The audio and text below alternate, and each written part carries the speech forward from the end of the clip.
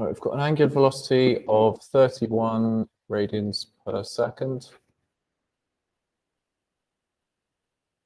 One revolution is 2 pi radians.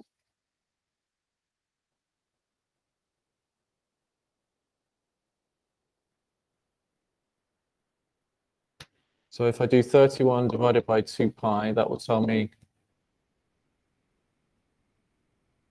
how many revolutions. That's going to be 4.93.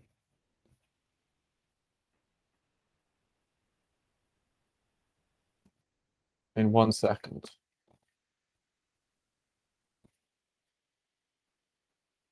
And therefore, time taken to complete 100 revolutions is 100 divided by 4.93,